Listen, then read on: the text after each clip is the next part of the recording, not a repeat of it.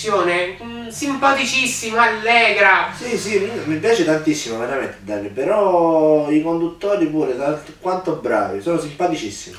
Soprattutto Rugantino, molto meglio dell'altro. Rugantino ha quel senso... Ah, se lo dici tu, per me sono simpatici entrambi, comunque fanno ridere. Sì, insieme sono bravi, ma Rugantino è molto meglio, guarda, c'ho pure la felpa di Rugantino. Che caspita. Sì, dico, tu c'hai la felpa, ma... questo che c'ha? Ciccio? Una paresi c'ha. La paralisi. Stai male? Oh, Sì, sto che hai? Oh, Ciccio? che ti è successo? E l'amore, mi sono innamorato. Ti Sì. sei innamorato? Tu? E di chi? Vado a farmi dire. È bellissima. È bellissima. Ma chi è? E chi è? La cassiera del supermercato qua sotto, quella la cassiera nuova. Ah! È bellissima. Bellissima.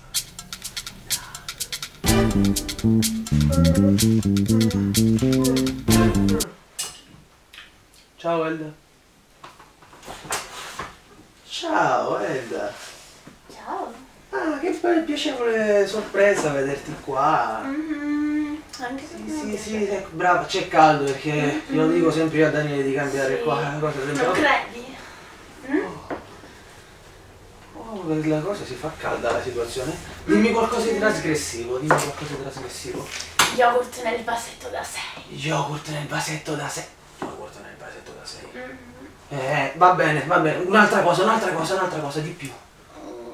Cereali in offerta da 1 chilo. Cereali in offerta da 1 chilo, sì.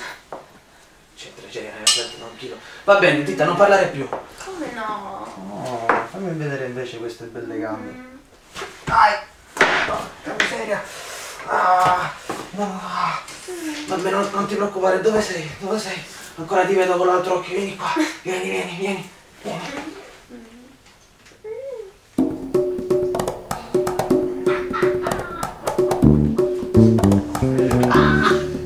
Ciccio! Che stai facendo? Ma fai schifo, ma fai! E tu non ridere! Che scemo!